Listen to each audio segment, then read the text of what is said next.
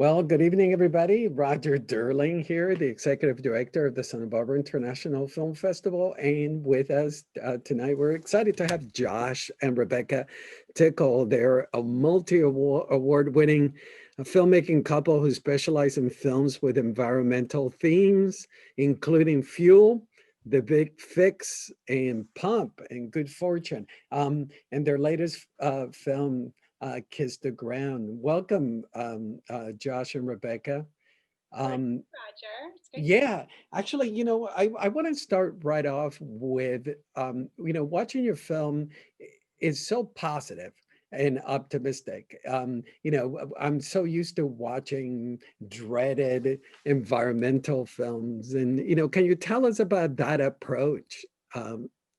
It's actually funny because we realized the first several cuts of the film, all of the bad news was up front. We kind of story chronologically, and then all of the good news comes at the end. And so when we first had our screenings with some Hollywood people, they were like, we couldn't even we wanted to slit our wrists after the first 30 minutes. So we had to take a different approach from what we started with. And ultimately, we realized that with each little bit of bad news that we've all been so inundated with, that we needed to offer some type of pathway forward. And we always tell our kids, to every problem, there's a solution.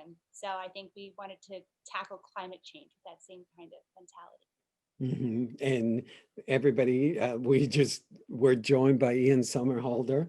Sorry for tardiness, guys. Yeah, no worries. No, we were just chatting about that. I was telling them how impressed I was, how refreshing it was that the film is so optimistic.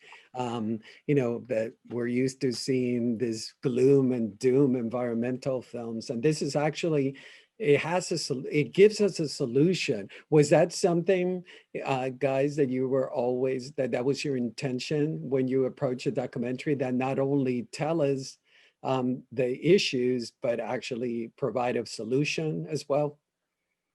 I think let's throw the ball to Ian, because he shot the very first footage of the movie 9 years ago. 100%. One thing that I wanted to just quickly jump back to, Rebecca has this amazing story when she was looking at her oldest baby and realizing, just running the numbers and looking at where we would be as Athena got older and older and older. And she just grabbed her baby and she looked in her eyes and she said, I'm sorry that we have done this, but we are going to fix it. And that's where this film really came from. And a similar thing, but many years ago now, 9 years ago, I met Alan Savory at a symposium that I was speaking in San Diego. And I realized that this man had systematically, over time, using science, something that a lot of people are very afraid of now and don't listen to, but science, the science of nature, and how you can literally revitalize the great African savannas and the loss of biodiversity as the land desertifies, which is a big, desertification is a big fancy word for land drying up, that this man had the answer. And he knew that in 1973, this would happen. I had to go see this for myself. And so I got on a plane when Vampire Diaries wrapped for hiatus, and we went to Zimbabwe. And what we saw was exactly that.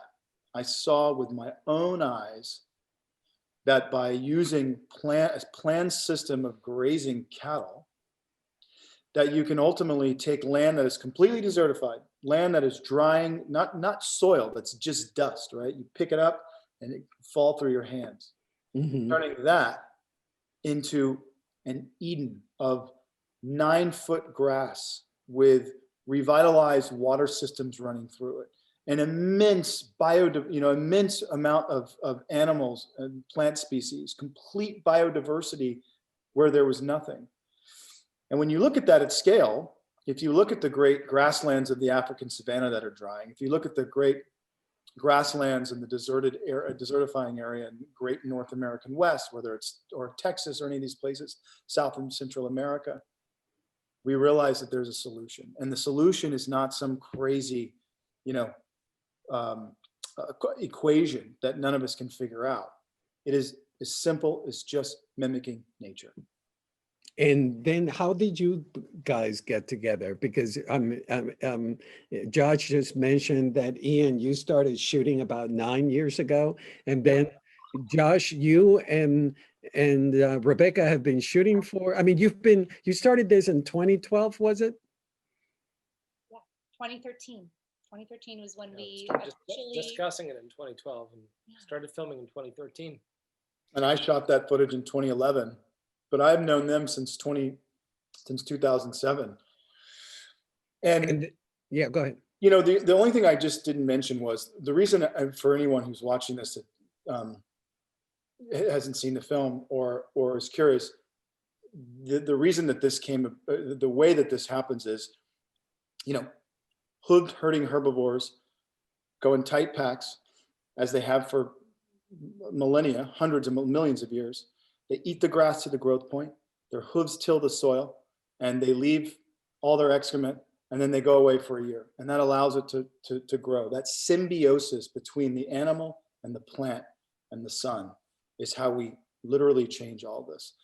Go back, guys. Sorry, because you know, sometimes when you talk about this stuff, the actionable item of it and how it works sometimes gets lost in translation because we get so excited and we just go and go and go. Yeah, no. we can turn deserts into regenerative food forests. That's Right. what you just described is the pathway that's been missing from the conversation around climate change. Like, how do we fix the damage we've done and regenerate the land that we have to so that we can actually have a thriving future for our kids in 2050? And so it struck us as extremely groundbreaking, like a huge breakthrough revelation that the single largest thing that we can do to reverse climate change, called regenerative agriculture, was something that we hadn't heard of. And this is our 14th environmental documentary film that deals with climate issues. So we had to make this film because it showed a pathway forward, and that to us was definitely worth spending 7 years on, and definitely worth, I think you'd say, Ian, going to Zimbabwe and taking the risks that you took. There is so much information being passed on to us, the viewers. And by the way, Ian, everybody who's listening is seeing the film. There's Q&A. there's so much information that is being given to us, and how did you guys balance the aspect of being nutritious, but at the same time is highly entertaining? Distilling all that information. Our friends call this film chocolate covered broccoli.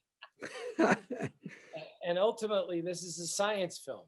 This is a journey through science. And just like you can document, you can document a character or a subject, a person's life, you can document an animal. When you document science, it's a specific thing, and people are not used to it because we're not a science culture by nature, Americans. That's not saying anything bad against us. We're just not a science culture. You look to the Nordic cultures, they're a little more science oriented. We tend to be more character driven in our stories and our documentaries.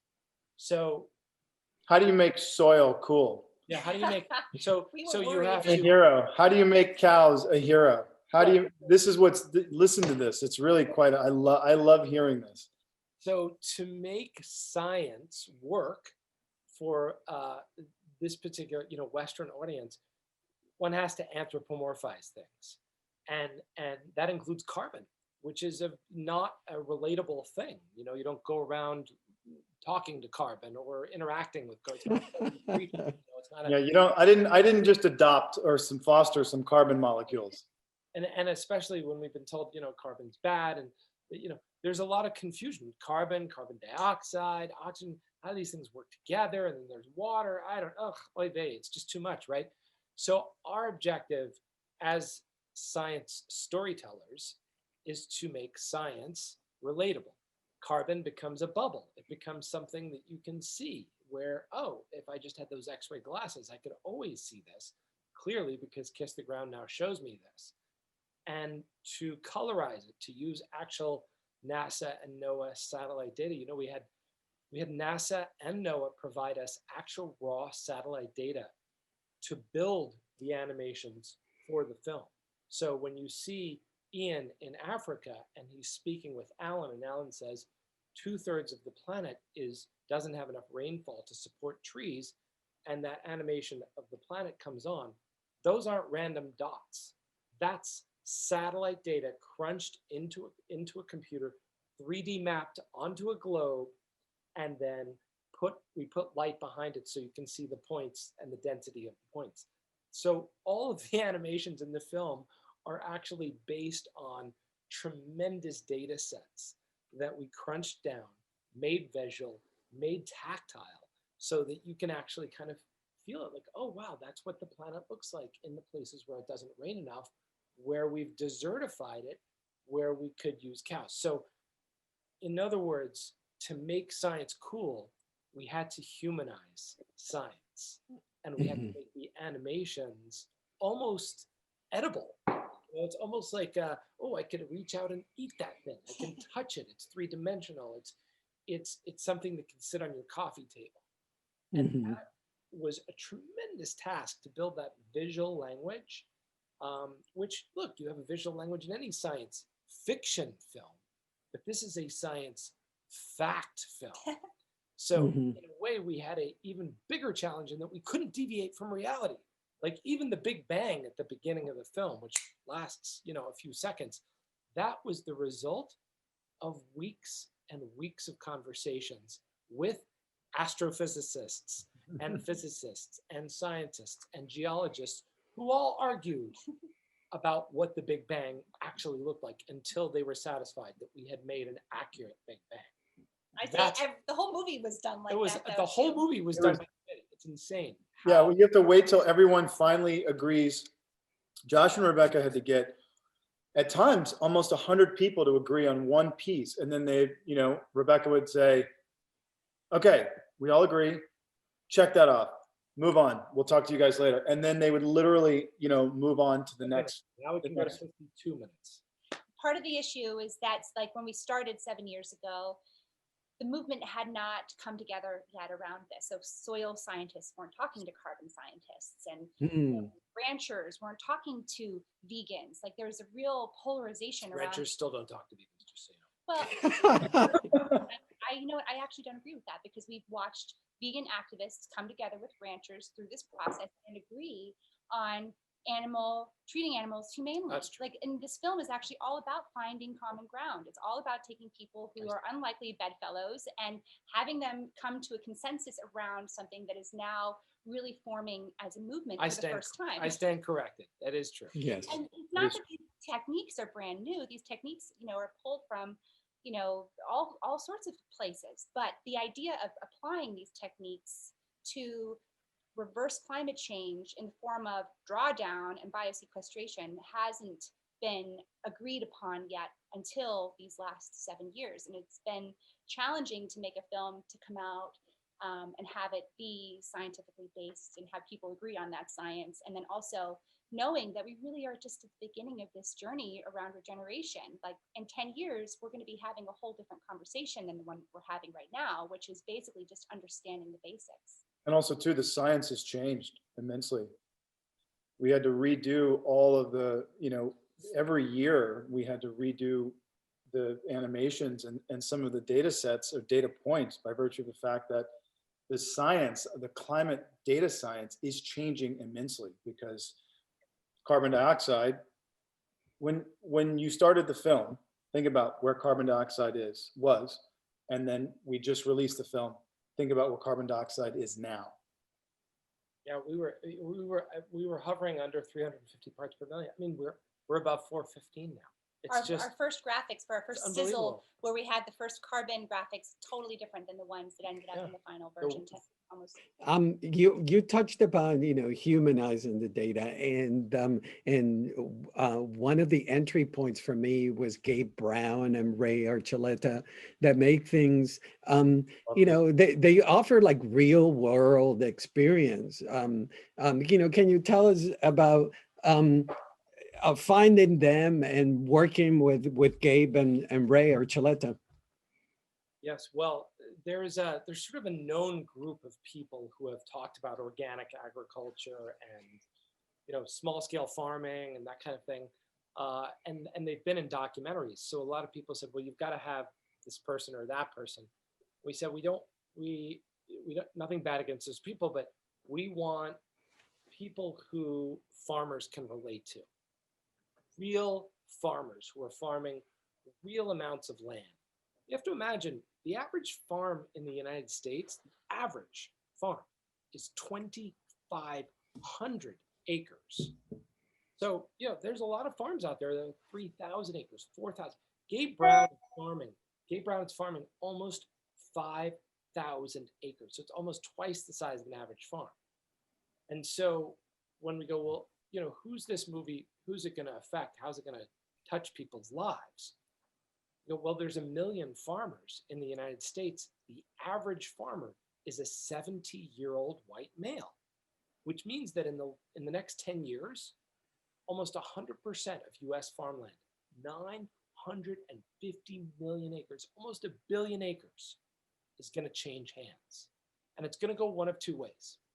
It's either going to go to the Monsantos of the world, who will control our food supply, which is the way it's going now, or it will go to young, vigorous, activist-oriented people who want to Diverse. And so you have really the fate of modern civilization hangs in the balance. And this is, I'm not sugarcoating this. This is absolutely serious. 22 civilizations have done the agricultural experiment. 22 civilizations have failed and perished. They outstripped their soil supply. So we are the 23rd experiment. And in the next 10 years, that experiment will play out. And we will either bestow the land onto young Gabe Browns and young Ray Archuletas, or we will bestow the land into the hands of corporate overlords who will destroy it further, feed us chemicals, make us sick, and control the food supply. So we wanted to show, and this is serious stuff. We want to go for the former and not the latter. We want to go for the good kind of future, not the dystopian. Please let people know that there is a choice. Yeah, let them know that there is a choice. Again, this is a science fact film. Let's find factual people who are really doing this in real life and show them as part of this fact-finding mission. And that's how we found Ray and Gabe. And they are, to this day, on the mission to continue to educate farmers. And they both farm a real amount of acres. They both do this really. Yeah, but you actually, what you just said, that they're teaching, what I greatly admire about the two of them and your usage of them is their ability to teach to us. They put it in very straightforward way. And was that something that you needed to coach them, or it was just a natural entryway? That's the way they function and speak. And that's the way people function and speak in the field, literally and metaphorically. Mm-hmm. How, you talked about all this, this lengthy period, 7 years working on this, and earlier on, Rebecca, you talked about different versions of the documentary. How arduous was the editing of all of this material? The delivery version was 15C. Oh my goodness. Version 15C. So, And that's after we started versioning. I think we started the movie with a really like a hero's journey kind of story. We really loved it. We didn't have a lot of the science available to us at that time. And so it was missing to not have it in the movie. And it took us as long as it took us to get that science and be able to end up with the graphics that we have in the film, which really are, what's interesting is going back to the people that we've met along the way who had one piece of the puzzle, and then watching sort of all the dots be connected. And I think that's really what's so important about Kiss the Ground, is that it doesn't polarize people. It really does empower people, no matter where you fall in the spectrum, to be able to take action and to recognize that this really is the most important thing that we can be doing right now. And just from watching people around the world have access to the film as of the last 2 months, we're already seeing, I mean, in every country, we're getting so much feedback from people on almost every continent saying, this issue is affecting us. Thank you so much for connecting the dots. This is something like, now, thanks to you, we are now composting and we're practicing permaculture. Totally. I mean, we're getting personal texts on one hand. You know, people send us pictures of their compost piles and they say, "Kiss the ground made me do it." You know, like DM on Instagram or whatever. And the other hand, we don't have to name any names, but there have been some leaders of some countries that have already seen the film and have been extremely influenced by the movie already. And that journey is still going. So well, you know, also too, this is something we also talk a great deal about. And this is something I really picked up on and learned in Washington, which is you're never going to find an argument for protecting and empowering the people that feed us. It doesn't matter what side of the political spectrum you sit on. You always have a seat at the table when you're talking about agriculture. And you're never going to find an argument for sequestering enormous amounts of carbon, producing oxygen, making better weather, encouraging and building farmer prosperity, and building communities. You're never going to find where is the bad in that? There is no bad. And so that is another thing that makes this so important.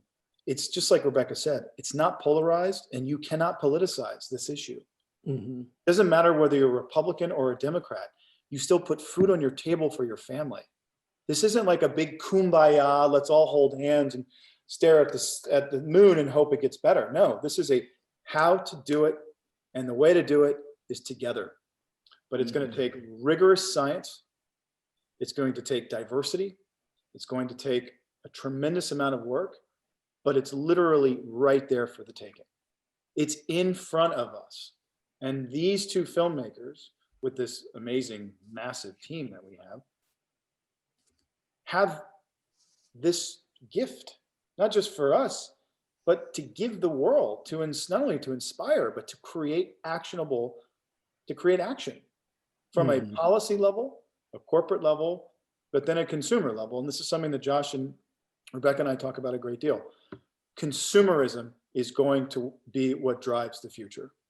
Empowered, smart consumers, because every day when people leave their home, they have the ability to vote with their dollar. And that is almost way more powerful than voting in any gubernatorial election. Are you going to vote with your hard-earned dollar? You're going to buy from companies who are good stewards of the environment, who throughout their supply chain and throughout their corporate practices, through mandate or through policy, practice sustainability. And now that word, sustainability, is going to be going, sustainability is incredibly important, but sustainability is about to be the thing that we see in our rearview mirror. It's now going to become regeneration. We're, and especially in this little family right here, we use the R words. And at this point, the R words are the ones that are really doing it. Reuse, recycle, regenerate, reform, rebuild. These are far more, forward moving words. And obviously language is how we communicate. So that's what's really powerful. And just wait till January when we release this amazing cut that we have a 45-minute cut, educational cut, that's being released to 30 million students for free. Oh, so there is going to be a shorter version that is intended for schools. How many students, Rebecca? I mean, how many teachers? There'll be a science curriculum developed along with the National Science Teaching Association that there'll be a curriculum for grade school, a curriculum for middle school, a curriculum for high school, and then there's a 45-minute version of Kiss the Ground. It's different from the feature, and it will be, for the first time in classrooms, biosequestration and drawdown will be taught. And it will be not only to these 30 million students, 250,000 science teachers, over 100,000 schools, but anyone on the planet will have access to these curriculums and to the short film. And then we also have a farmer cut of the film as well that really doesn't deal with climate change, it really focuses on the farmer and the farmer's POV and how a farmer can transition to regeneration. So it's, This and is all free. want the climate change conversation because they're looking at a future that they feel has been robbed from them. And when we find young people watch the film, overwhelmingly, they have the biggest reaction to the film. They're the ones who, we've been getting parents telling us that their kids watched Kiss the Ground, and they had like challenges with getting them motivated with school. They were having emotional concerns because truly climate change has created anxiety and depression amongst young people, and also kind of a lack of enthusiasm because what's the point? And so when young people are watching Kiss the Ground, the whole conversation that we've been telling them, which is that we're doomed, and we have to reduce emissions, but meanwhile we're driving in our car and lecturing them about how we have to reduce these emissions. We're teaching our kids to be crazy. It's not sane, the actions we're taking to meet the kind of paralysis that we're in around our fear of climate change. And so when young people get access to the fact that there is a pathway forward, that there is an option, it's called drawdown and regenerative agriculture, they're the ones that light up. They're the ones that have almost like a spiritual experience. Yeah, it's not just a synaptic firing. It is a full body, it changes them. It inspires them, and it makes them feel like there is a road, there's a path to their freedom and happiness and the health of their, when these two people told me one day they've gotten a whole bunch of data sets in, and we realized that there are about 60 harvests left, enough healthy soil left in the world for about 60 harvests. And I said, wait, but that's 60 years. And they both looked at me just like they are right now, and they went,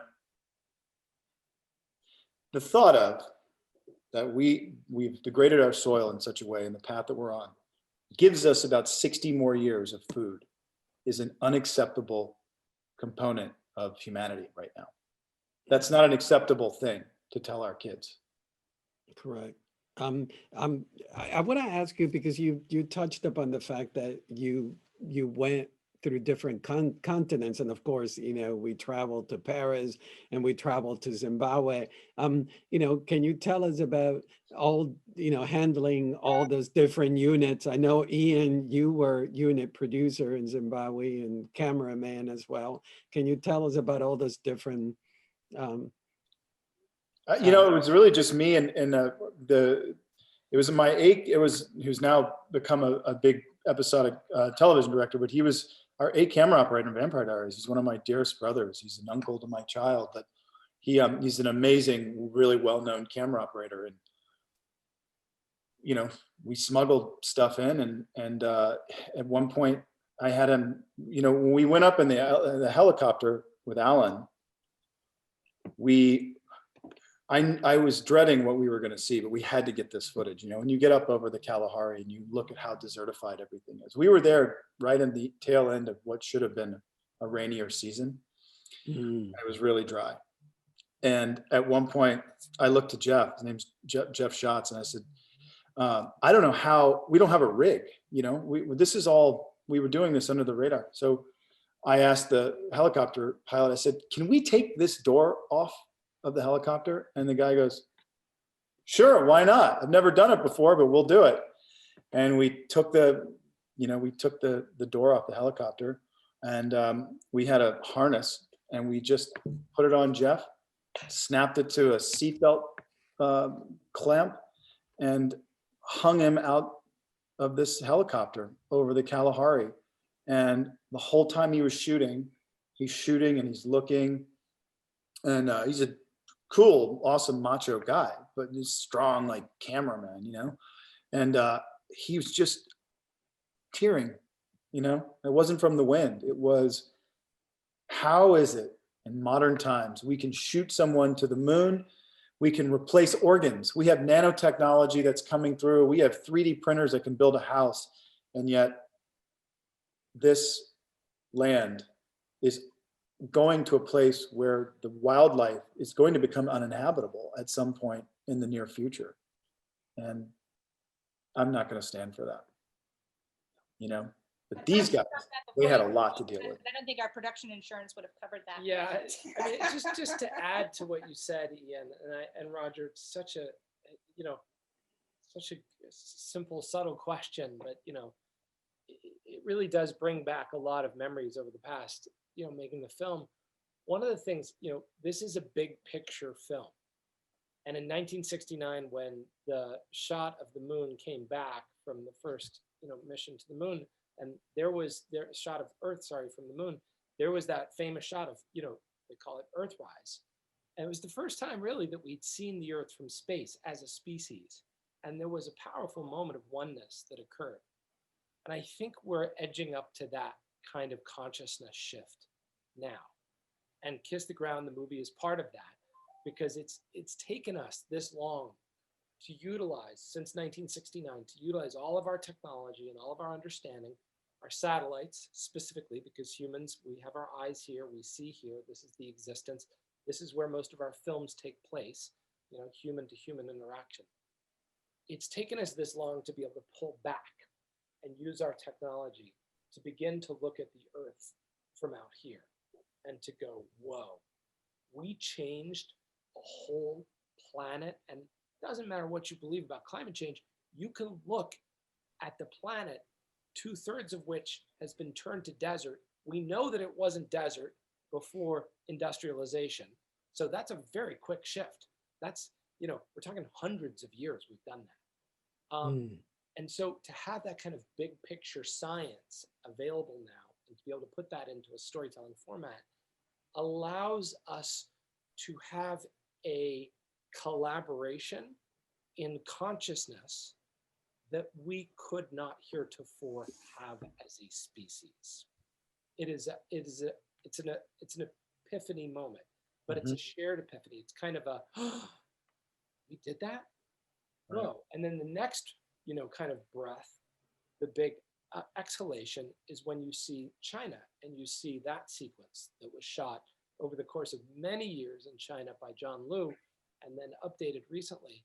And you go, whoa, you can take a whole desert and turn it back into an ecosystem?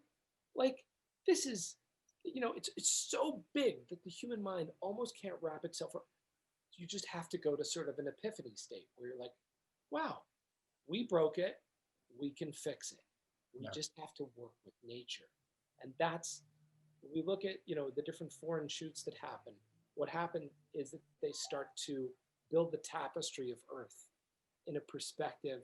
You know, Jan Artrus Bertrand, who made the book Earth from Above and then wrote the series, he participated in this film. He provided incredible footage and incredible perspective shots. And he's always on the emails and the journeys and, you know, Bond, you know, saying wonderful things in French, but, you know, mon ami, Josh and Rebecca and Ian, you know, because he understands, because he spent so much time from above looking at the fact of what it actually looks like. And when you do that, it changes you. And we wanted to give that in the film. And hopefully we gave a little bit of that. And hopefully people can have a little bit of that epiphany of the grandeur of the problem and the grandeur and the beauty and the potential of the solution. Right, yeah. Add to what you said, Amory Lovins is someone that we love so much, that we respect. He taught us, if you want to solve a problem, make the problem bigger. And what you just said reminds me of, like, we've been talking about climate change, but that really is polarizing for so many people. But what we found is when you talk about desertification, I mean, I'm a 6th generation farmer. My family, my dad has over 1,000 acres of corn and soy in the Midwest. And he loves Monsanto. She came with a dowry of corn. You know, and he has a very different political view from me. We are very different in so many ways, but he and I are really having conversations about this. And what I've learned is that I can't talk to him about climate change, but we can have a really powerful conversation about desertification. And that's something that's unifying. And so when you make the problem bigger, you know, you take the politics out of it, and you really look at, like, what are we talking about here? We're talking about the planet desertifying, and farmers are looking at that close up, and they're experiencing the impact of that in their life, and they're looking at going bankrupt in 10 years. That is something that they can relate to. They can understand they're having to have crop insurance because their dealing with all of these major issues.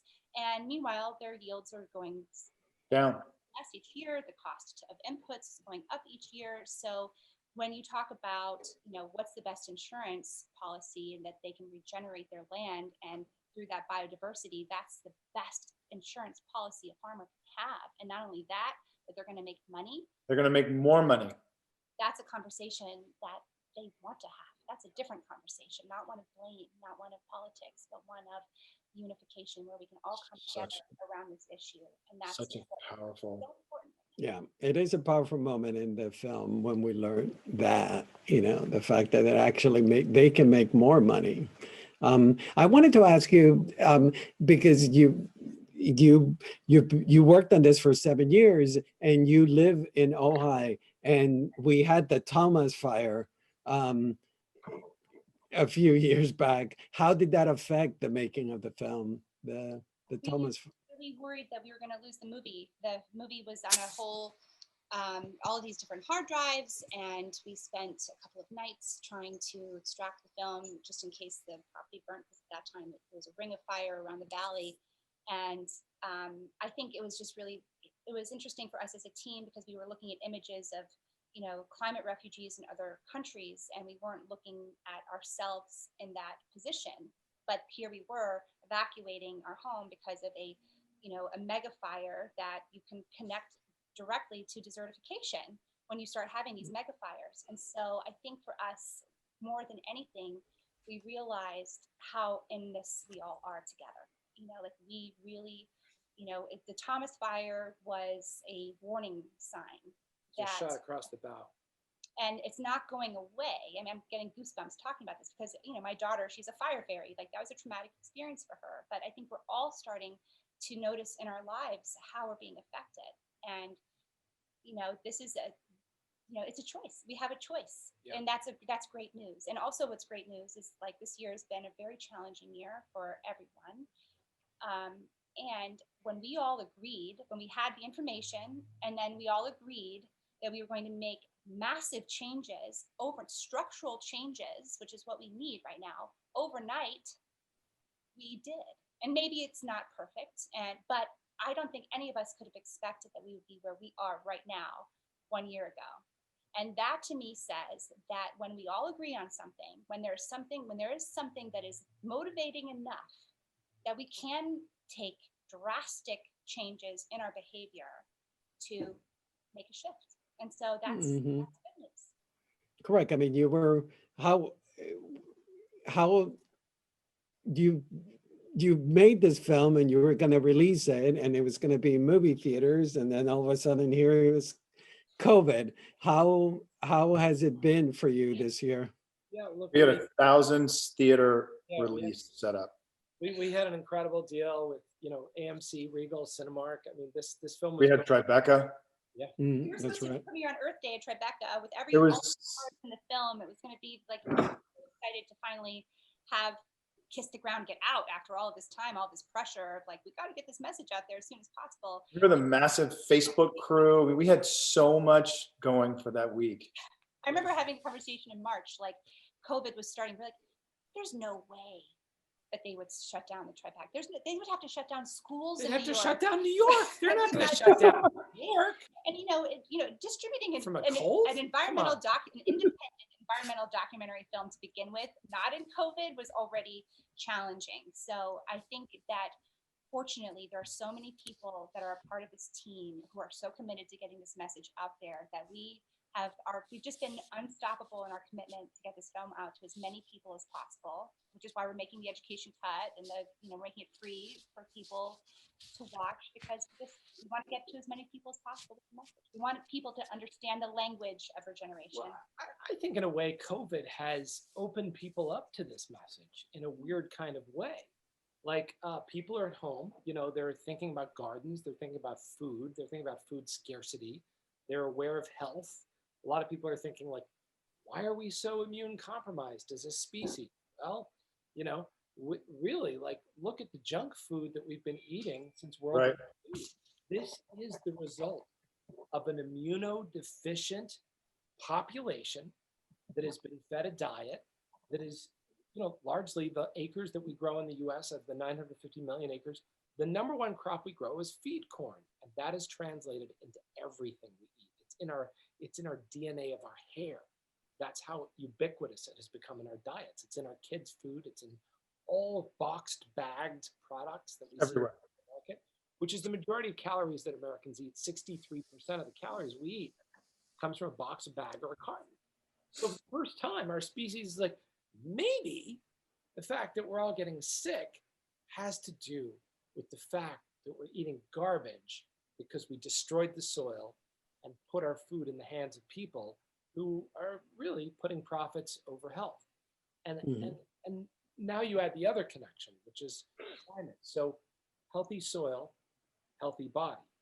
As Ray Archuleta says in the beginning of the film, healthy soil, healthy climate. If you live on the West Coast and, everybody here on the West Coast is looking at fire season every year as dangerous season. And as Rebecca said, this now becomes a pivotal choice for our species. And More that's, no, fires, more megastorms, more pandemics, or we can stop talking about the results and we can start dealing with the causes, the real problem, the root, so to speak. The Right. soil. Well, also too, can I just add really quickly, this is the 15-second version, but it is really important. Just like Josh says, the microbiome of soil is directly related to the soil health. The gut microbiome of the human being is directly related to the human being's health. They are one and the same. So we do everything that we can in order to keep our gut microbiome healthy. It's the foundation of our own immune system. The same thing of the earth. So we look at ourselves, we look at plants, animals, and soil as something completely outside of us, forgetting that we are the same biological process. The trees of the world are the earth's lungs. If you cut them and destroy them, you create a situation where it's very difficult for the organism to breathe. The lakes and oceans and river systems of the planet are the great cardiovascular systems carrying all the vital nutrients to the organs that need it, just like the human body. Well, if you dam and pollute and destroy them, it prevents all those nutrients getting to those places. And what happens ultimately? The organism starts to die. So we are the same biological process. And I think, just like Josh, you were talking about, COVID has really allowed us to be reflective upon that. And thinking we're so immune compromised because the food that we eat and the food systems and the people we've put in place to control those food systems have failed us. And they have been greedy. And this isn't a conspiracy theory. I mean, it's right there. It's as clear as day. So it is exciting. It's an exciting time to know that there is a huge ushering of change coming. It doesn't matter what side of the aisle you're on. When Josh and Rebecca and I sit and we talk about building an organization or films or communities or businesses that actually are there to build communities that are impervious to political regime change. It shouldn't matter who's coming in as president or vice president. You have strong communities, whether they're conservative communities or more liberal communities, they're all still communities. And if they are impervious to these changes, then everybody wins. The soil wins, climate wins, schools win, health wins, everything wins. Healthy, happy people make healthy, happy choices that make healthy, happy societies. It's literally physics, well, guys, it's been terrific talking to you. Thank you for being here. The film is Kiss the Ground, and thank you, Ian Somerhalder and Josh and Rebecca Tickell for, terrific. Congratulations. Thank you so Hey, much thanks. for watching Kiss Thanks, the Ground. Roger, and thanks to everybody in Santa Barbara who watched the movie. Really, just beautiful. Thank you for doing this. And I just want to say, I say to them 5 times a day on phones and Zooms and FaceTimes and emails, but these 2 people set out to tell a story to help make our world a better place. And they have done it. As we speak and sit here and speak, they have accomplished that goal through Kiss the Ground. And we all thank you guys for the enormous sacrifice to your family and to your own health and sanity. Thank you for helping or making this film. And thank you for letting me produce it alongside of you and be a part of it. I love you infinitely. Terrific. Thank you, guys. See you soon. Have a great, great night. Thank you. Stay healthy, everybody. Likewise.